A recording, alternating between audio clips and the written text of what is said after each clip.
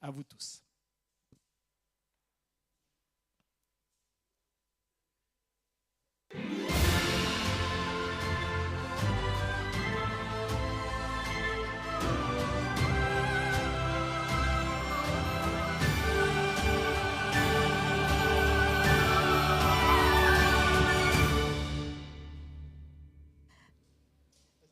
Bonjour à tous.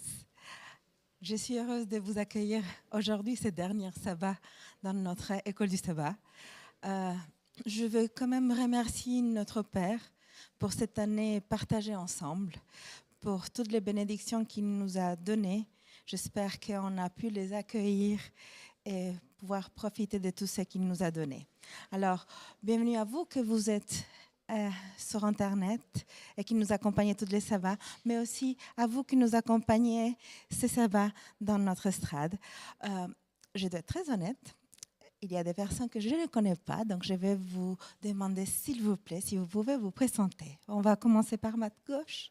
Est-ce que tu pourrais te présenter? Ok, moi je suis Maurice. Je suis étudiant en master de théologie ici à Collonges. Merci. Bienvenue.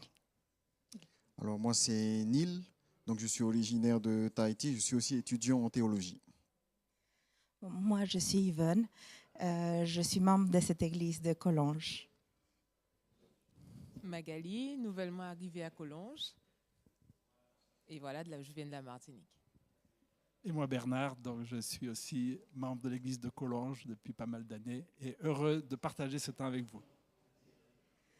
Je vous propose qu'on commence notre étude de ce matin avec une prière.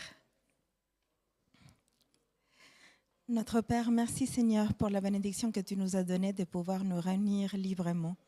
Merci Seigneur parce que tu nous accompagnes.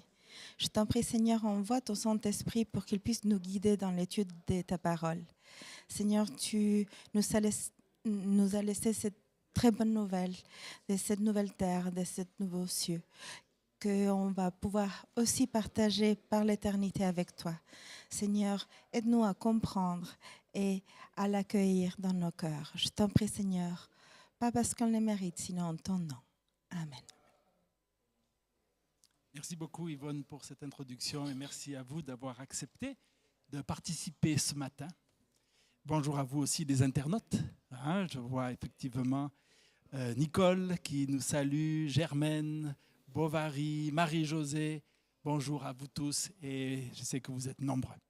Et j'espère que vous êtes prêts pour rêver. Il vous est arrivé de faire peut-être de beaux voyages et de rêver avant même d'avoir commencé le voyage, d'avoir préparé les étapes, d'avoir visualisé des lieux.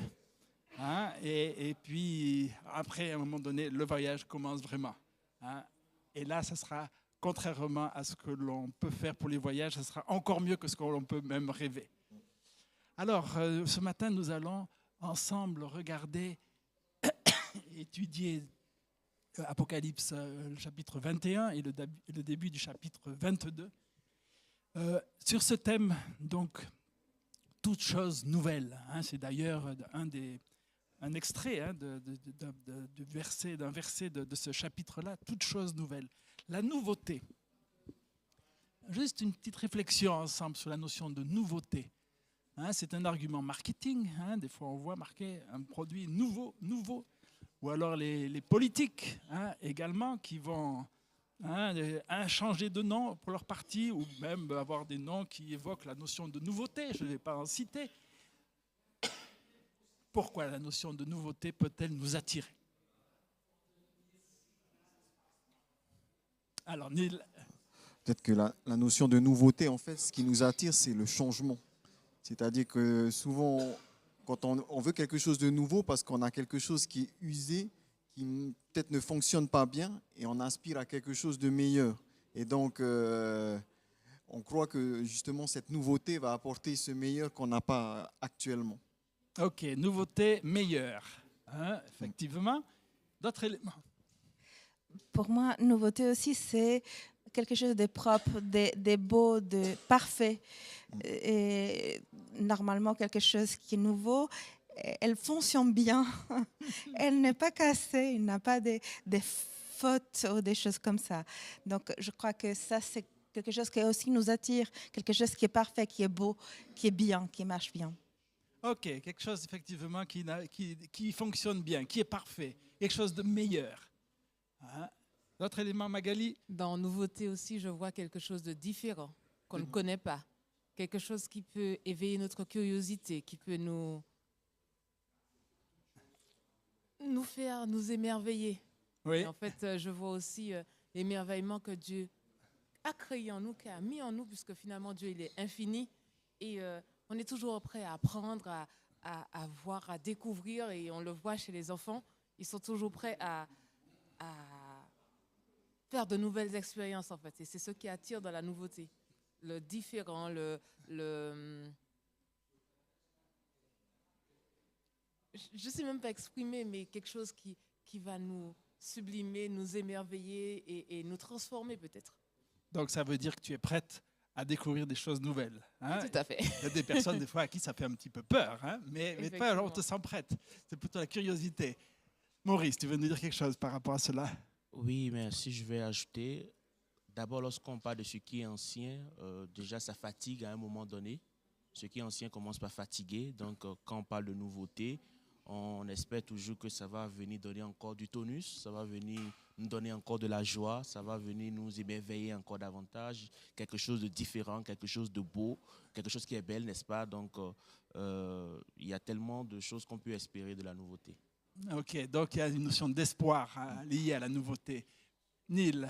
Juste pour reprendre les paroles de Germaine Caron qui nous dit la nouveauté, c'est aussi synonyme de renouveau. C'est-à-dire qu'il y a une recréation, quelque chose qui en plus.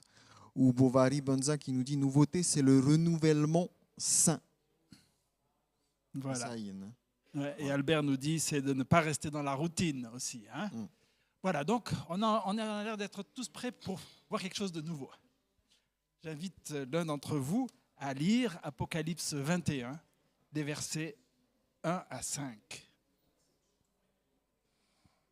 Puis je vis un nouveau ciel et une nouvelle terre, car le premier ciel et la première terre avaient disparu, et la mer n'était plus.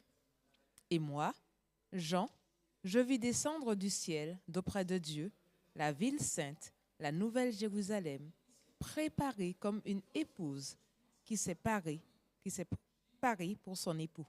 Et j'entendis du ciel une forte voix qui disait, « Voici le tabernacle de Dieu avec les hommes. Il habitera avec eux et ils seront son peuple, et Dieu lui-même sera avec eux et il sera leur Dieu.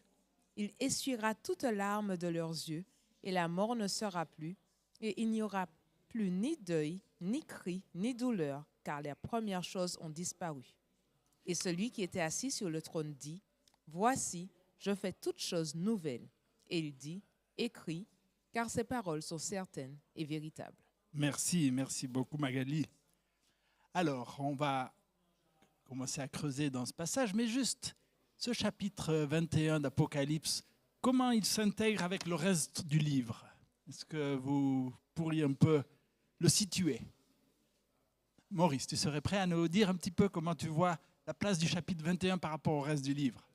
Ok, lorsque nous voyons le livre, d'abord, le livre, c'est la révélation de Jésus.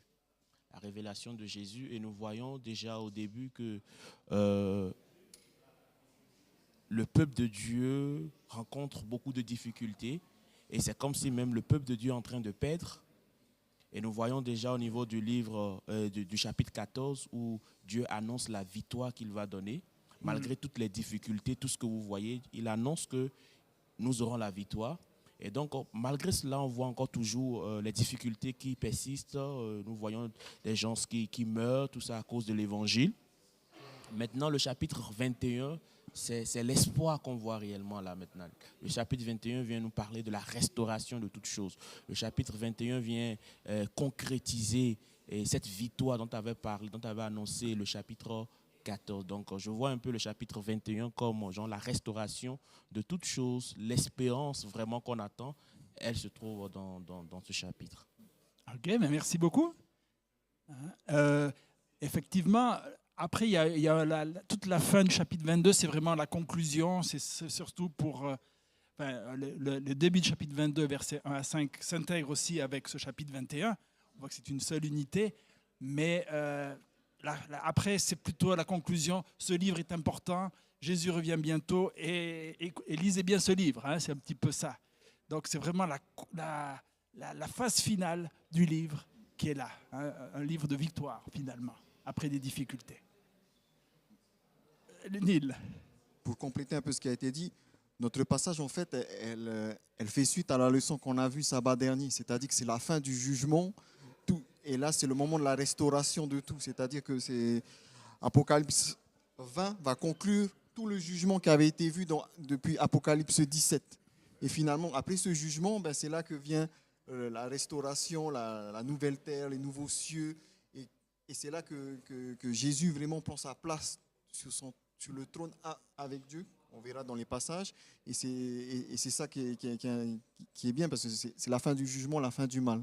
Et maintenant, on est dans cette nouvelle réalité. Voilà, donc après une leçon qui a été vécue par certains comme un peu difficile la semaine passée sur le jugement, hein, on arrive maintenant à l'issue du jugement avec quelque chose de bon. Hein. Germaine nous dit, le chapitre 21, c'est la nouvelle Jérusalem. C'est l'endroit où Dieu habite au milieu de son peuple. Hein, et effectivement, c'est un élément important aussi. Alors, Maurice a utilisé tout à l'heure le terme « restaurer ». Hein, et je me suis posé cette question, justement, ce que Dieu nous propose, est-ce une restauration ou est-ce quelque chose de totalement nouveau? Parce que c'est assez radical. Hein, le verset 1 dit « Je vis un nouveau ciel, une nouvelle terre. Le premier ciel et la première terre avaient disparu. Et la mer n'était plus. » Pourquoi quelque chose de si radical? Comment se fait ce changement-là? Hein, vous vous rappelez que si on lit juste quelques versets avant, chapitre 20, verset 11, il est dit « Devant la face de celui qui est assis sur le trône, s'enfuir la terre et le ciel. Il ne fut plus trouvé de place pour eux. » Hein, donc ils ont disparu quasiment. Hein, pourquoi Dieu propose-t-il ce type de changement-là? Magali? J'ai envie de dire que si on regarde dans l'histoire biblique, on a des périodes, on va dire, de jugement, comme le déluge, comme en fait certaines actions que Dieu pose, et comme la mention que tu avais faite justement de Dieu qui proposait à Moïse de détruire le peuple et de le remplacer par son peuple. Et pourtant, malgré le fait que Dieu a tout détruit, au moment du déluge, il ne restait que 8 personnes, on a vu encore l'apogée du mal. Et Dieu a dû encore intervenir de nombreuses fois. C'est ce que la Bible nous présente. Donc, on pourrait se dire que l'histoire biblique nous montre qu'il faut plus qu'une destruction partielle. Il faut vraiment un renouveau des pensées, un renouveau de l'être entier, des cellules, en fait, de tout. Et sachant qu'en plus, ce mal qui a été à l'origine, qui habite l'homme et qui se révèle chaque fois, est aussi dans la nature. La nature subit tout ce que l'homme, tous les méfaits de l'homme, en fait. Donc, Dieu, pour pouvoir nous ramener à l'origine, ce qu'il avait créé de bon, de parfait, d'inimaginable, il est obligé de tout reprendre, tout restaurer. La Bible nous le dit, on aura un corps nouveau. Déjà sur cette terre, il nous prépare par la sanctification un cœur nouveau et il va transformer nos corps pour qu'on puisse vraiment être comme il le voulait à l'origine, comme il l'avait vu, comme il l'avait prévu, comme des êtres qui apportent le bonheur, la paix, comme ceux qui sont au ciel, en fait. Voilà. Ce qui m'intéresse dans ce que tu dis, c'est que sur le plan individuel, on sait que ça doit nous arriver. Hein? Tu as parlé justement d'un changement des pensées, etc. Et en tant que croyant, hein, Dieu ne fait pas juste des retouches. Hein? Il doit transformer, et même physiquement, tu dis des cœurs nouveaux. Tu étais prête à dire quelque chose? Peut-être je me trompe, mais il y a une des choses qui m'a toujours interpellée depuis toute petite, c'est que oui, il va nous renouveler à l'origine, mais je crois qu'il y a quand même un changement. À l'origine, Dieu venait à la terre, il nous visitait. Là, ce n'est pas du tout le cas. C'est Dieu qui vient lui-même à habiter avec nous. Et il n'y aura plus on n'aura plus besoin de soleil parce que lui, il sera là avec nous. Donc, je crois que c'est un changement pour moi radical dans beaucoup de sens. Ce n'est pas seulement cette nouvelle récréation de l'être humain, mais j'ai un peu l'impression, peut-être je me trompe, mais c'est une récréation, une réorganisation de l'univers dans lequel Dieu sera avec nous. On a une relation que je crois qu'on ne se rend pas compte encore, à quel point c'est une relation qui va être précieuse et unique avec ce Dieu qui nous a créés et qui est venu pour nous. Super, c'est intéressant de voir. Et juste, je reprends un peu ce qui nous est dit, le verset 3. Voici le tabernacle de Dieu avec les hommes. Il habitera avec eux, ils seront son peuple et Dieu lui-même sera avec eux. Et tu nous dis finalement, c'est une réorganisation de l'univers. Nils, tu étais prêt à intervenir. Oui, je veux juste répondre un peu les paroles de certains de nos internautes, donc je les remercie. Donc c'est un message de réconfort, un lendemain meilleur, culminant avec la fin de la triste expérience du péché. Germaine continue en disant ce changement est important pour que toute chose qui faisait mal, qui ne fait pas partie de Dieu, soit abolie. Claudine va dire le péché a détruit la terre. Et là, je rejoins ce qu'elle dit. Cette terre préalablement bien faite, Dieu a dû tout reprendre, tout changer et que tout soit nouveau. Moi, ça fait écho à ce qui s'est passé à la Genèse. Dieu a créé les cieux et la terre. Et là, on nous dit Dieu crée toute nouvelle cieux, nouveau terre. Donc, il y a une recréation. Mais pourquoi cette recréation? Et c'est intéressant ce qu'elle dit, c'est à cause justement du péché. Et tout à l'heure, on a un exemple à donner à travers le déluge. C'est l'homme qui était en train de détruire la terre et Dieu justement, par le déluge, a renouvelé. Mais là, on nous parle de quelque chose de vraiment nouveau, parce que dans le déluge, on n'a pas parlé d'une nouvelle terre, d'une nouvelle cieux. Ce qui fait la différence, je pense qu'il y a deux choses que les internautes soulèvent lorsqu'ils disent, c'est qu'il n'y aura plus la corruption, c'est-à-dire cet état où une chose, comment on peut dire ça, à un moment donné, toute chose vient à périr. Là, non. Une nouvelle cieux qui perdurera. Deuxièmement, le péché. Et c'est ça qui est nouveau. C'est pour ça qu'il dit que le premier ciel et la première terre ont disparu. C'est référence justement à ça. Merci beaucoup. Maurice. Ok, pour ajouter, lorsque nous voyons dans le livre de Genèse, nous voyons que à un moment donné, l'homme a perdu le privilège de la communication avec Dieu à cause du péché. Et à cause du péché d'Adam et Ève, vous voyez, même déjà lorsque Dieu venait vers eux, ils se sont cachés parce que le péché faisait qu'ils ne pouvaient plus rester en présence de Dieu. Et après, cette communion qui existait, cette communication qui existait était coupée. Et donc, nous voyons aussi qu'après cela, Dieu, dans le système de la rédemption, a instauré le sanctuaire, tout ça. Pourquoi? Parce que cette notion de rester au milieu de son peuple est quelque chose de très important à Dieu. Mais à cause de leur péché, lui-même en personne descend. Donc, il a essayé de faire ce symbole qui est le sanctuaire pour leur montrer qu'il est un Dieu qui aime rester au milieu de son peuple. Et nous voyons cela dans le livre de Nombre où il demande que les tribus soient tout autour et le sanctuaire était au milieu. Donc ici, nous voyons que Dieu veut restaurer cette image. Dieu veut restaurer cette communion.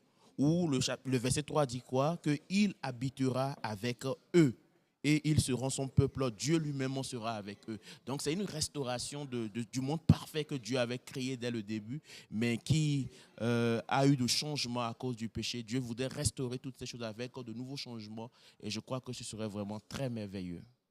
Ok, merci beaucoup. Magali? Il y a quelque chose qui m'a interpellée dans ce qu'Yvonne et Maurice ont dit, c'est que c'est cette notion justement de présence de Dieu parmi son peuple.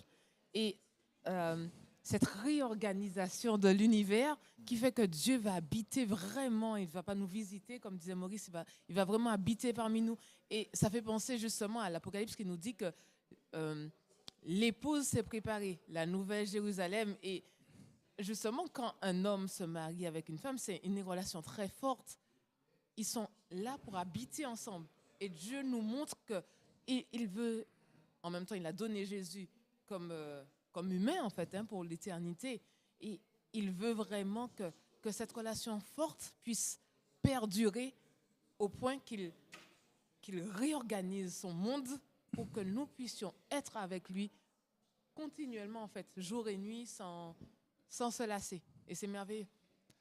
Voilà, donc effectivement, ça a été une tragédie, mais avec un résultat aussi où finalement, pas qu'on y gagne, parce qu'on ne gagne jamais d'une tragédie, il y a eu tellement de souffrance. En tout cas, la place de la terre change, comme vous l'exprimez. Alors justement, tu parles de l'épouse, et j'aimerais que l'on s'attache un petit peu sur cette nouvelle Jérusalem. C'est vrai qu'il n'est pas dit que ça sera le nouvel Éden, mais c'est la nouvelle Jérusalem. Et ça va tout à fait dans ce que vous venez de dire. Si c'était le nouvel Éden, on se dirait retour à la case départ. Mais là, on ne va pas là. On va vers une ville et non pas vers un jardin. C'est un peu étrange. Alors, est-ce que l'un d'entre vous voudrait bien lire à partir du verset 10, donc Apocalypse 21, à partir du verset 10, eh bien déjà, verset 10 à 14, 21, 10 à 14. Peut-être même jusqu'au verset 17. Ok. Et il me transporta en esprit sur une grande et haute montagne, et il me montra la ville sainte, Jérusalem, qui descendait du ciel d'auprès de Dieu, ayant la gloire de Dieu. Son éclat était semblable à celui d'une pierre très précieuse, d'une pierre de jaspe transparente comme du cristal. Elle avait une grande et haute muraille. Elle avait 12 portes, et sur les porte 12 anges et les noms écrits, ceux des 12 tribus des fils d'Israël. À l'Orient, 3 portes, au nord, 3 portes, au midi, 3 portes, et à l'Occident, 3 portes. La muraille de la ville avait 12 fondements, et sur eux les 12 noms des 12 apôtres de l'agneau. Celui qui me parlait avait pour mesure un roseau d'or afin de mesurer la ville, ses portes et ses murailles. La ville avait la forme d'un carré et sa longueur était égale à sa largeur. Il mesura la ville avec le roseau et trouva 12 000 stades. La longueur, la largeur et la hauteur étaient égales. Il mesura la muraille et trouva 144 coudées, mesure d'homme qui était celle de l'ange. Amen. Voilà, on va déjà s'arrêter là. Merci beaucoup, Maurice. Alors, ce que nous venons de lire, c'est l'épouse de l'agneau. Expliquez-moi comment ce qui est décrit là peut être l'épouse de l'agneau.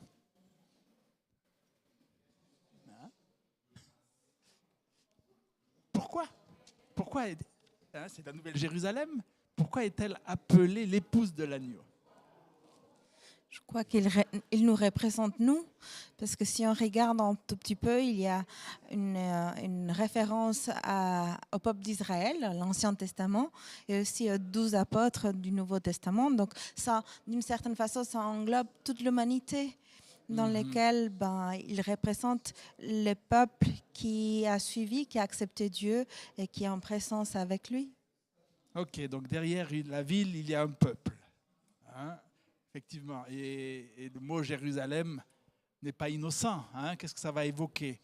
Ce mot Jérusalem, Nouvelle Jérusalem. Magali. J'ai envie de dire que la ville, finalement, c'est l'ensemble du peuple. Comme on parle de l'Église, qui est l'ensemble des gens qui adorent Dieu, la ville, c'est l'ensemble. Et je trouve que c'est un mot fort, épouse, pour nous dire que Dieu a une considération particulière pour ces gens qui sont là et qu'il a donné sa vie pour les racheter. Ok, donc une considération particulière.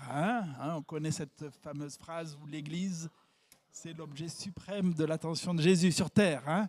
Ça va dans le même ordre d'idées. Par rapport à la façon dont la ville est décrite, qu'est-ce qui vous frappe? sa forme, son aspect, la façon dont elle est organisée. Qu'est-ce que vous retenez? Maurice. Ouais, ce que je retiens aussi là, il y a un nombre qui revient chaque fois, 12, 12. On parle de 12 portes, 12, 12. On parle des noms des apôtres, on parle des tribus, tout ça. Et là, je comprends, comme déjà certains l'ont déjà dit, cette Jérusalem ou cette épouse dont on parle, c'est le peuple de Dieu. C'est le peuple de Dieu. Ceci montre que c'est depuis l'Ancien Testament jusqu'au Nouveau Testament. Parce que lorsqu'on parle des 12 tribus, nous sommes dans l'Ancien Testament, avant la venue de Christ. Et quand on parle des apôtres, après Jésus, donc tous ceux-là qui ont marché avec le Seigneur dès le début, jusqu'à la venue du Christ, après la venue du Christ, jusqu'à nos jours, jusqu'au retour de Jésus-Christ, c'est ce peuple-là qui est symbolisé par l'épouse, la nouvelle Jérusalem que je vois dans ce texte. Ok, donc c'est un rappel du peuple d'Israël, 12 portes qui portent le nom des 12 tribus, hein, et puis 12 fondements de la muraille qui ont les 12 apôtres. On retrouve cela. Neil. Peut-être il faut rappeler que l'imagerie qu'on voit dans ce passage fait beaucoup référence à l'Ancien Testament. On voit des textes d'Ésaïe. Par exemple, les 12 portes, c'est Ézéchiel qui en parle. Quand il décrit le temple, quand on parle de la mariée, c'est Ésaïe qui va en parler, qui va comparer Jérusalem à une mariée, à une épouse. Donc il y a beaucoup d'images que Jean utilise qui font référence à ce qui se passe avant. Mais il y a des différences. Et c'est intéressant de voir justement les contrastes des fois qu'on a maintenant dans Jean. Parce que ce qui avait été promis ou annoncé, finalement, elle s'accomplit là maintenant à travers la description que fait Jean ici, dans l'Apocalypse. Voilà, et je crois me rappeler que dans ces passages des prophètes, Jérusalem était présentée comme sur une haute montagne, comme c'est le cas là. Hein. Et oui. Verset 10, il est dit sur une grande et haute montagne, et qui draine tous les peuples qui viennent du monde entier. Hein. Et donc ça ressort là. Et c'est là la petite différence également, l'idée d'universalité. Le chiffre 12, c'est ce qu'il n'y avait pas lorsque dans Ézéchiel ou dans l'Ancien Testament, là il s'adressait vraiment au peuple de Dieu à Jérusalem, dans le sens les Juifs. Mais ici, on va se rendre compte, d'ailleurs on va voir aussi quand on parlera de l'arbre, il y a des différences dans les textes qui montrent que maintenant il y a une universalité du salut à toute nation, à tout peuple, qui n'y avait pas forcément marqué ici. C'était à travers le peuple juif que les nations étaient bénies, mais maintenant toutes les nations font partie de ce peuple dans la Nouvelle Jérusalem. Et c'est la différence que je vois. Ok, donc l'objet particulier de l'attention de Dieu et de Jésus, hein, l'universalité, une ouverture, un rappel du peuple. Qu'est-ce que vous pensez de l'aspect, de la description physique? Les matériaux, la forme, qu'est-ce que ça évoque pour vous? Pourquoi c'est présenté de cette façon-là? Lorsqu'on lit la Bible, mais même dans l'histoire même de l'humanité, même l'histoire de France, les villes étaient entourées de murailles avant, puisque c'était les murailles qui les protégeaient. Donc on n'a pas cette notion maintenant, mais une ville, c'était vraiment un lieu de sécurité. Et quand je vois justement cette description en cube, je ne vois pas seulement des murailles, mais je vois aussi un plafond. C'est peut-être mon imagination, mais c'est vraiment un endroit où le peuple de Dieu est protégé par la présence de Dieu finalement. Un endroit sécuritaire, la sécurité qu'on n'a pas eue pendant tous ces 6000 ans de dérive loin de Dieu, où on a cherché par nous-mêmes la solution, en fait, la vie, alors que Dieu était la vie. Et là, Dieu nous donne la vie par cette nouvelle Jérusalem, dans cette nouvelle Jérusalem, avec, comme disait Neil, l'arbre de vie, avec l'eau de vie, etc. Ok, donc un endroit où on est en sécurité, où on reçoit la vie. Et au passage, je fais remarquer que la sécurité s'est déjà exprimée au chapitre précédent, hein, Apocalypse 20 au verset 9, hein, où il est parlé justement de Satan et de ses troupes qui montèrent à la surface de la terre, ils investirent le camp des saints et la ville bien-aimée. hein. Et c'est là qu'on voit que cette notion de ville avait toute sa place pour être en sécurité, pour que les rachetés puissent être dans un lieu comme cela, dans ce contexte-là. Hein? Yvonne. Je veux rebondir un tout petit peu par rapport à ce que tu as dit. Une cube, pour moi, c'est toutes les dimensions que nous, on connaît dans l'espace maintenant. Bon, on voit qu'on est tactile maintenant. C'est comme si c'est dans tous les sens de l'espace, il va être là. C'est quelque chose qui englobe tout. Ça, d'une part, c'est un peu ce que tu as dit. Mais l'autre chose qui m'a beaucoup interpellée aussi, c'est la beauté de cette ville et la diversité des choses. Il décrit chaque fondement avec une pierre différente. Chaque porte est différente. Les murs sont différents. Et tout c'est dans la beauté. Tout c'est dans quelque chose qui est parfait. Nous, on ne connaît pas ça. On n'a jamais vécu dans un endroit où on peut avoir cette beauté, cette magnificence, ce déploiement des richesses. Mais je ne voudrais pas aller dans la richesse en elle-même, sinon dans cette... j'imagine la propriété de chaque chose. C'est parfait, c'est beau et c'est à l'image de Dieu. Il est parfait, il est beau.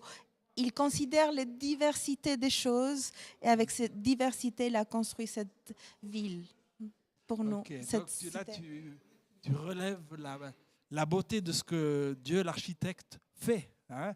Et ça évoque, juste si on peut regarder dans Hébreux, Hébreux 11, parce qu'il est dit que c'était le rêve d'Abraham.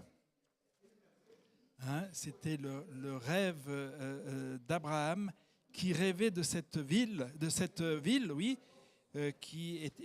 dont Dieu était l'architecte et le constructeur. Hein? Hébreux 11, verset 10, Abraham attendait la cité qui a de solides fondations, celle dont Dieu est l'architecte et le constructeur. Hein? Donc voilà, oui, merci de relever. Hein? Il semblerait que des cathédrales ont été construites en s'inspirant en partie de cette description de la Nouvelle Jérusalem. Hein? Donc l'architecte divin. D'autres éléments par rapport à l'aspect, parce que j'entends des personnes qui disent, ok, tout cela c'est spirituel, hein, et il n'y a pas d'élément matériel dans cette notion de Jérusalem. Et d'autres qui disent, mais non, il y avait comme ça, et puis alors après, si on prend 12 000 stades de hauteur, ça fait combien? 2000 kilomètres. Hein, donc ça fait une ville d'un carré de 2000 km avec des murailles qui font 178 mètres ou 78 mètres. Je ne sais pas. Hein. Comment vous ressentez, moi je m'adresse à nos étudiants en théologie, cette notion-là, hein, faut-il spiritualiser? Jusqu'où? Comment comprendre ce passage-là? Il faut rappeler que la difficulté du livre de l'Apocalypse, c'est qu'on le voit qu'il y a beaucoup de symboles, dragons, beaucoup de choses qui sont données, qui ont un sens symbolique, parce qu'elles font référence beaucoup à l'Ancien Testament, à des images, et que la vision que Jean a, il l'exprime avec des mots humains. Et il l'exprime avec les images qu'il a reçues, qu'il a été éduqué. C'est pour ça qu'il fait référence souvent à des images qu'il a vues dans l'Ancien Testament. Mais bon, je n'ai pas le texte en tête, mais la description qu'il a est limitée par ces mots. Ça va bien au-delà.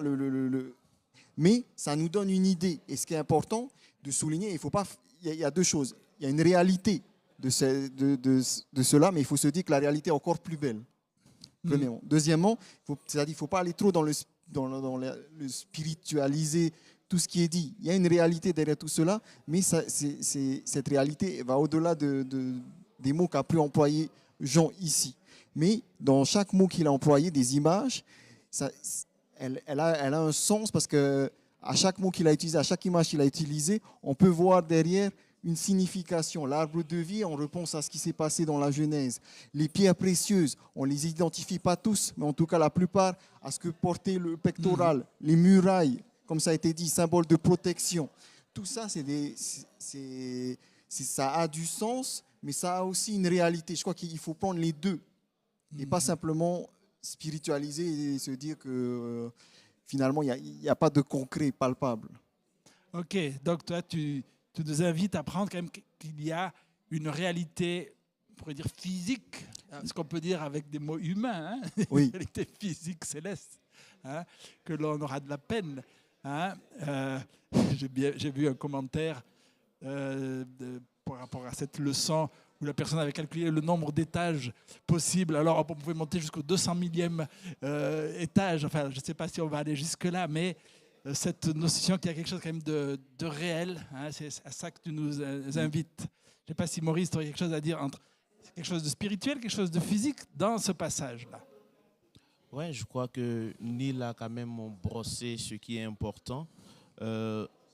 Je partage aussi le même avis en disant que Jean a essayé de décrire ce qu'il a vu, ce qu'on lui a dit avec les mots qu'il savait déjà utiliser. Sinon, en réalité, Jean ne peut pas totalement décrire cette ville. Déjà, moi, ce qui me rassure, bien ce qui me donne la joie, c'est qu'aucune ville ne peut être comparée à cette ville. Une ville où toutes les longueurs sont les mêmes, tout ça, vous voyez, c'est vraiment magnifique. C'est vraiment magnifique. Et je crois qu'il y a aussi une partie, il y a la réalité qui se trouve dedans. C'est vrai aussi qu'il y a des choses, il y a aussi des symboles pour nous montrer un peu qu'il y aura de la protection, qu'il y aura des choses vraiment très magnifiques, jolies à voir. Donc c'est un peu ça. Sinon, avec notre pensée limitée des hommes que nous sommes, nous ne pouvons pas réellement imaginer tout ce que Dieu prend le temps de préparer pour nous. Déjà, voyons un peu ce que les hommes font sur la terre avec l'intelligence que Dieu leur a donnée. Et le texte qu'on vient de lire dans Hébreux chapitre 11, verset 10, dit que c'est Dieu qui est l'architecte de cette ville. Donc, j'imagine à quelque chose de vraiment très grand. Ok, merci. C'est vrai que Richard Lehmann, dans son livre sur l'Apocalypse, fait remarquer que, contrairement à cette vision que les rachetés sont des esprits un peu sans consistance, hein. Enfin, je ne sais pas, c'est difficile à dire, mais que nous, on considère qu'il y a quelque chose de physique. Hein. On est invité pour un festin, pour un repas, il y a de l'eau, il y a du fruit à manger, et qu'il y a quand même quelque chose qui est réel. Hein. Et c'est dans cette façon-là qu'on le comprend. Alors, je vois que nos internautes aussi continuent dans les échanges par rapport à cela. Et merci pour ce que vous apportez. Hein. Et par exemple, je vois Olive là, qui nous rappelle par rapport à cette notion, donc, tous les chiffres, hein, qu'il y a par rapport à cette nouvelle Jérusalem. Hein. Dieu 3 fois, 4 c'est l'homme, ça fait 12, les deux ensemble, les 12 fondements c'est l'Ancien Testament, les 12 portes c'est le Nouveau Testament spirituel, tout le monde est inclus. Dieu avec son peuple, le ciel, le gouvernement de Dieu sera sur la terre. Hein. Et puis ainsi la ville sera exempte, ça c'est Germaine qui nous dit, la ville sera exempte de tout mal et de tout péché. Nous pourrons adorer Dieu sur tout le territoire et rien ne pourra nous empêcher d'être avec lui. Alors justement, continuons par rapport à ce qui vient d'être dit, et si l'un d'entre vous veut bien lire le verset 22 à 27.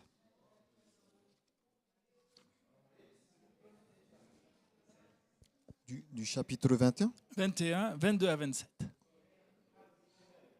Je n'y vis pas de sanctuaire, car le Seigneur Dieu le Tout-Puissant est son sanctuaire, ainsi que l'agneau. La ville n'avait besoin ni de soleil ni de la lune pour y briller, car la gloire de Dieu l'éclaire et sa lampe, c'est l'agneau. Les nations marcheront à sa lumière et les rois de la terre apporteront leur gloire. Ses portes ne se fermeront jamais pendant le jour, or il n'y aura pas de nuit. On y apportera la gloire et l'honneur des nations, il n'y entrera jamais rien de souillé, ni faiseur d'abomination ou de mensonge, mais ceux-là seuls qui sont inscrits dans le livre de la vie de l'agneau. Voilà, merci beaucoup.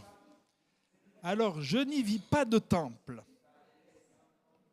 Pourquoi? Et ça m'interpelle parce que tout à l'heure tu dis, mais dans Ézéchiel, lui, c'est vrai, il y a une vision du temple. C'est étrange, hein, pour nous. Hein. Je ne sais pas si on a des explications à cela. Avec un fleuve qui sort du temple. Et là, il est dit, il n'y a pas de temple. Pourquoi? En tout cas, si on prend déjà ce que l'Apocalypse nous dit, le fait qu'il n'y a pas de temple. Peut-être il faut souligner d'abord le rôle du temple. On peut résumer en deux. Premièrement, c'était un moyen d'adorer Dieu. Deuxièmement, la fonction du temple d'adorer Dieu. La deuxième fonction, c'était la fonction du salut en fait de l'homme. Et quelque part, dans ce nouveau temple, c'est ce qui fait, à ce moment-là, la deuxième fonction n'existe plus. Il n'y a que l'adoration. Et caractéristique également de l'ancien, c'est que c'est Dieu qui venait dans le sanctuaire. Pourquoi ? Là, Dieu est présent. Donc, quelque part, le temple, c'est la présence de Dieu. Enfin, c'est comme ça que je comprends en tout cas. C'est la présence de Dieu qui suffit à avoir la présence du temple, à être le temple. C'est Dieu lui-même qui est là et il demeure. Et je crois que c'est des différences qui font que il y a une différence. Mais c'est une continuité qui va au-delà de ce qu'il y avait avant où c'était, comment on peut dire ça. Et dans ce sens-là, c'est nouveau. Oui, tout à fait. Et effectivement, on voit bien ce que tu as dit tout à l'heure par rapport au Jardin d'Éden. Ce n'est pas le Jardin d'Éden numéro 2, c'est totalement différent. Dieu est là, le temple, le lieu de rencontre de Dieu est là. Et donc, tu nous dis, Neil, finalement, le temple tel qu'on l'a connu auparavant n'a plus de raison d'être en tant que tel. La première fonction, en tout cas, n'a plus raison d'être, c'est celle du salut de l'homme. En tout cas, la fonction d'adoration, elle existe encore, elle existera à cause de notre admiration pour Dieu et de notre... Ok, merci beaucoup. Alors, continuons. Chapitre 22, on a donc une autre description qui vient, versets 1 à 5. Si l'un d'entre vous veut bien lire, chapitre 22, versets 1 à 5. Et il me montra un fleuve d'eau de la vie, limpide comme le cristal, qui sortait du trône de Dieu et de l'agneau. Au milieu de la place de la ville et sur des deux bords de fleuve, il y avait un arbre de vie, produisant 12 fois des fruits, rendant son fruit chaque mois et dont les feuilles servaient à la guérison des nations. Il n'y aura plus d'anathème, le trône de Dieu et l'agneau sera dans la ville. Ses serviteurs les serviront et verront sa face, et son nom sera sur leur front.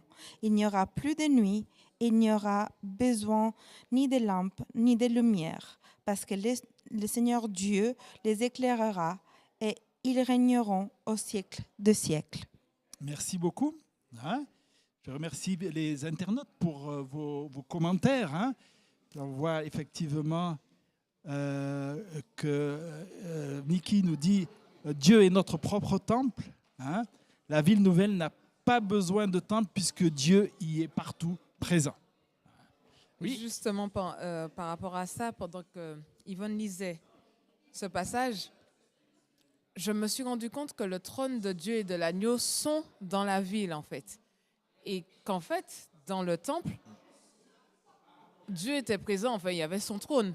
Donc, j'ai même envie de dire que même, peut-être que Jérusalem, même la ville, c'est le temple, en fait, puisque l'univers viendra adorer Dieu là. Mais nous, on n'en a pas besoin, puisqu'on vit déjà dedans, en fait. C'est comme si, en même temps, Dieu nous dit qu'on est des sacrificateurs pour lui, et peut-être que ce sera notre rôle pour l'éternité, être près de Dieu, le servir, l'adorer, et puis vivre tout simplement.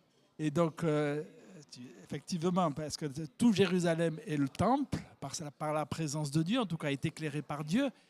Mais après, ça pose une question, alors je ne sais pas si elle est importante ou pas. Moi, je ne suis pas quelqu'un de la ville. Et c'est vrai que je me suis dit, mais vivre toute éternité dans une ville, alors c'est vrai que c'est humain et tout ça, etc., ça ne m'attire pas beaucoup. Et alors, je ne sais pas comment vous le vivez. Est-ce que vous pensez que la ville représentera toute la terre ou pas? Est-ce important pour vous? Comment vous le ressentez cela? Ou est-ce qu'il y aura autre chose que la ville? Moi, j'ai envie de dire que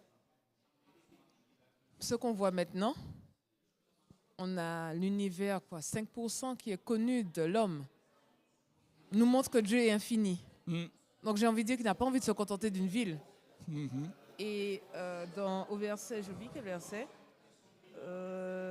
Oui, et ils régneront au siècle des siècles avec Dieu en fait. Donc nous sommes appelés à être des rois et des reines. On n'est pas des rois on peut être roi de nous-mêmes, mais bon, en même temps, si on est dans la ville, on ne peut pas être des rois de quoi, en fait, finalement, si on doit régner au siècle des siècles.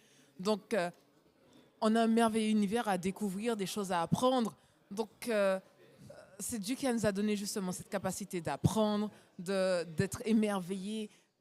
Tout ce qu'on connaît, tout ce qu'on voit, finalement, on se rend compte qu'il y a encore au-delà. Donc, j'ai envie de dire que Dieu, c'est lui qui sait ce qui nous rend heureux. C'est lui qui a crié à la place d'un jardin. C'est lui qui sait ce dont on a besoin totalement. Donc, j'ai même pas envie de m'inquiéter de ça parce que finalement, ce serait extraordinaire. Ce sera extraordinaire. Okay. Peut-être que, comme tu dis, la ville, ce sera peut-être la terre. Et la terre immense, en fait, c'est inimaginable, c'est fou, en fait. Oui, tout à fait. Yvonne. Il ne faut pas oublier qu'il y a des visions, il y a des interprétations, mais il n'y a pas tout qui a été révélé.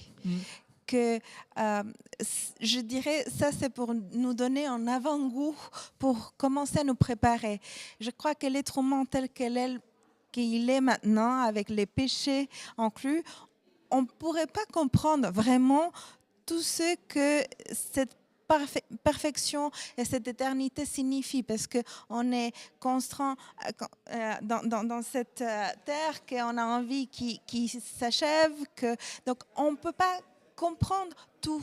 Donc Dieu, dans son amour, il ne nous a pas tout révélé.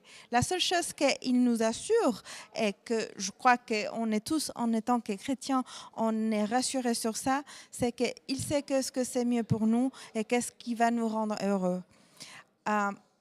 Donc, je veux dire, un peu en rebondissant à ce que tu dis, j'ai envie d'être comme un enfant qui croit, qui s'émerveille et qui attend en sachant que notre Père, il a préparé quelque chose de magnifique. Ça, d'une côté. Et d'une autre côté, peut-être un peu plus concret par rapport à la ville, c'est l'endroit des réunions. C'est l'endroit où autant les êtres humains, mais tous les êtres créés vont venir l'adorer. Que ce soit en un seul endroit, que ce soit toute la terre, on ne le sait pas. En fait, parce que des fois je me pose la question, est-ce qu'une ville peut contenir tout l'univers? Je ne sais pas. Donc, je retiens effectivement cette notion que la notion de ville est nécessaire pour donner cette idée de réunion, de se retrouver. Hein, et on la voit bien d'ailleurs. Chapitre 21, verset 24, les nations marcheront à sa lumière, les rois de la terre y porteront leur gloire, les portes ne seront jamais fermées. Hein. Donc il y a un lieu de réunion pour se retrouver.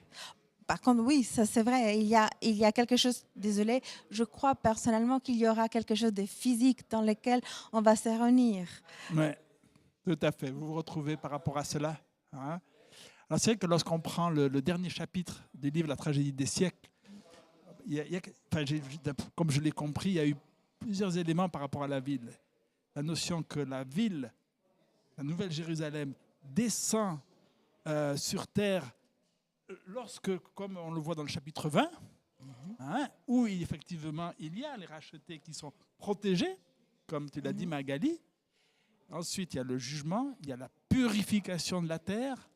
Et ensuite, il est exprimé qu'il y a comme une espèce de colonisation, entre guillemets, enfin, on n'aime pas plus ce terme-là, mais enfin, le fait d'une installation, on va plutôt utiliser comme ça, une installation dans aussi cette nouvelle terre, ce nouveau ciel, alors il y aura des éléments qui existaient déjà, mais le nouvel univers. Hein, donc, je pense qu'il y a les deux éléments qui se rejoignent. Neil. Une question difficile quand même qui nous est posée par les internautes, qui est liée à la description qu'on en a faite. C'est l'idée en fait de l'arbre qui donne chaque mois des feuilles pour la guérison des nations. Voilà, qu'est-ce que ça veut dire? Oui. Je réponds à la question. Oui, c'est Alfred qui nous pose cette question et elle est importante. Pourquoi y avait-il besoin d'une guérison des nations? Pourquoi avait-il besoin d'un arbre de vie même?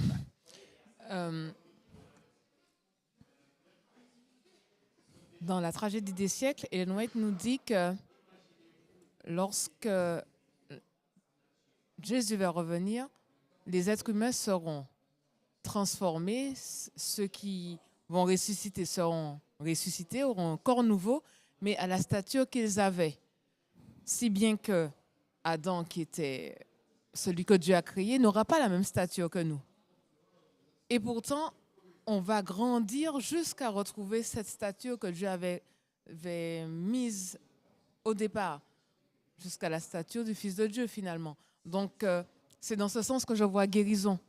Parce que c'est vrai qu'il y a une restauration, un corps incorruptible, mais en même temps, il nous faut retrouver, en fait, c'est comme si toutes les conséquences que le péché avait entraînées dans ces 6000 ans de dégradation seront effacées par ce renouveau de l'arbre de vie, etc. Ouais. Ok, donc il y aurait quelque chose donc, de brutal, enfin, un renouvellement complet, comme on l'a dit au début de notre partage, mais il y a un phénomène de croissance. Alors, je ne l'avais jamais compris sur le plan physique, j'avais compris sur le plan intellectuel, spirituel, où on va continuer d'apprendre, mais tu évoques que même physiquement, il y avait aussi un phénomène de croissance. Olive, elle souligne quelque chose, c'est que par rapport à la question sur l'arbre de vie, que lorsque Dieu a créé, il y avait aussi cet arbre de vie. Et pour l'arbre de vie, c'était cette relation avec Dieu, c'est-à-dire cette confiance en Dieu qui devait perdurer. Quelque part, l'arbre de vie aussi à la fin, c'est notre confiance en Dieu qui va perdurer. Deuxièmement, par rapport à la guérison des nations, c'est vrai qu'il y a cette nouvelle restauration, mais j'aime bien aussi l'image qui est prise dans Ézéchiel, parce que c'est là d'où il a puisé en fait cette image-là. Il reprend exactement la même chose, sauf que dans Ézéchiel, en fait, dans Ézéchiel 47, verset 12, c'est l'idée de consolation. C'est-à-dire qu'à travers, c'est une guérison par rapport justement au fait qu'ils étaient en exil et qu'ils devaient retrouver une guérison mentale, spirituelle, un réconfort. Et ce que ajoute Jean ici, c'est justement que cette guérison n'est plus seulement, s'adresse pas seulement au peuple juif, mais aussi à nous, à toute nation. Et pour moi, c'est symbole que, à travers de prendre chaque mois ça, c'est nous rappeler que Dieu, c'est le rappel du salut de toutes les nations, de ce réconfort par rapport à toutes les pertes qu'on a pu avoir et que Dieu est toujours avec nous, quoi. Merci beaucoup. Oui, Maurice. Oui, je voudrais aussi ajouter que, effectivement, quand nous prenons ce texte, nous voyons que dans cette nouvelle Jérusalem, qu'il y aura la vie. La vie, il n'y aura rien qui va venir arrêter ou bien couper le coût de la vie. Il y aura la vie en abondance. Maintenant, l'autre chose, lorsqu'on parle de la guérison, c'est bien ce que Neil, je vois ce que Neil a dit aussi, parce que lorsqu'on lit ça, on peut penser que est-ce que les gens vont tomber malades? Est-ce qu'on va tomber malade et puis c'est maintenant, après que les racines, les feuilles vont servir maintenant à la guérison des nations? Donc, je voudrais dire en réalité qu'il n'y aura plus de maladies. Il n'y aura plus de maladies dans la nouvelle terre. Donc, c'est des trucs symboliques en réalité au niveau de la guérison dont on parle. Donc, c'est pour nous dire que nous serons en bonne santé. On sera en bonne santé, il y aura la vie. On sera en bonne santé spirituellement, physiquement, sur tous les plans. Merci beaucoup. Il nous reste 2 minutes et demie. J'aimerais savoir qu'est-ce que vous apprécierez le plus, qu'est-ce qui vous fait le plus rêver maintenant en pensant à la nouvelle Jérusalem? Et qu'est-ce que vous aimeriez partager à quelqu'un qui n'a pas encore commencé à rêver avec nous, qui n'a pas encore compris l'amour de Dieu? Qu'est-ce que vous pourriez donner en disant, il y aura un jour ceci, et moi, ça me fait rêver? Qu'est-ce que vous diriez? T'es prêt, Maurice? Ok. Par rapport à ça, je crois que moi, quand je pense à cette nouvelle terre, à la nouvelle Jérusalem, je crois que c'est ça qui donne du sens à ma vie actuellement, où je sais qu'un jour, Dieu essuiera toutes les peines, Dieu va restaurer toutes choses, Dieu est en train de préparer quelque chose de merveilleux pour moi. Parce que si c'était qu'on vient juste dans ce monde et qu'après un nombre d'années, c'est fini, on disparaît et puis il n'y a plus une espérance après, que vaut réellement cette vie sur cette terre finalement? Donc je crois que c'est ça le sens même de ma relation avec le Seigneur. Et je voudrais encourager tout chacun de nous, ceux qui nous écoutent, tous ceux qui nous suivent actuellement, que chaque fois nous puissions toujours mettre notre espérance en cette promesse que Dieu nous a donnée de faire toutes choses nouvelles. Merci. Ok, ça donne le sens de ta vie. Yvonne. En rebondissant un tout petit peu à ce qu'il lui il a dit, et en se rappelant de ce que David disait aussi, je voudrais être en face de Dieu et ne plus jamais être éloigné de sa face.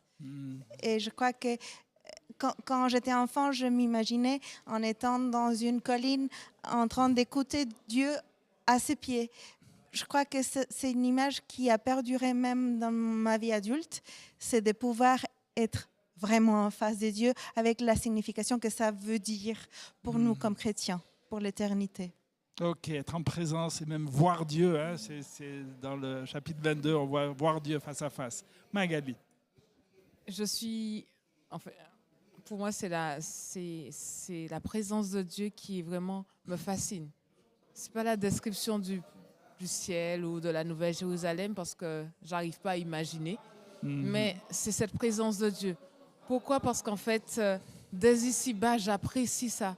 J'apprécie de pouvoir m'approcher de lui. J'apprécie de pouvoir ressentir cette présence. Et je pense qu'on a ce privilège-là, en tant que croyant, en tant que chrétien, de bénéficier des conseils de Dieu, de bénéficier de sa direction et que pendant l'éternité, on pourra continuer à en bénéficier. Et ça, je trouve ça merveilleux. Ok, merci. Et en fait, il y a quelque chose aussi que je voulais dire, Oui. c'est que je me suis rendu compte dans la description qu'il n'y aura pas de soleil et il n'y aura pas de lune. Au début, ça m'intriguait. Mais après, en réfléchissant à la création, on voit que le soleil, la lune, les étoiles ont été créés le 4e jour. Et Dieu les a mis pour fixer les temps. Et ça me donne en fait cette notion d'éternité. En fait, finalement, sans soleil, sans lune, on va vivre éternellement avec Dieu, éternellement en sa présence, éternellement en le voyant face à face, en fait, et c'est merveilleux. Ok, c'est vrai. Donc, alors, on parle quand même de sabbat. Hein, alors, il y aura peut-être des notions de temps, mais là, peut-être qu'on ne réalise pas tous les détails. Neil, pour terminer. Je rejoins tout ce qui a été dit, la présence de Dieu qui est synonyme de fin du mal et fin de la corruption, où on pourra le voir face à face, et c'est quelque chose que je crois que chacun a envie d'expérimenter, qu'on expérimente un peu aujourd'hui, mais là bon, ça va être différent parce que là il sera là. Et ça c'est l'espérance en tout cas qui est à venir pour nous. Merci beaucoup, et je suis sûr que vous avez tous aussi vos raisons à donner. Je vous invite à nous rejoindre la semaine prochaine sur un nouveau thème, la gestion chrétienne de la vie, et aussi à nous rejoindre ce soir à 17h pour EDS+. Le code s'affiche sur l'écran. À bientôt.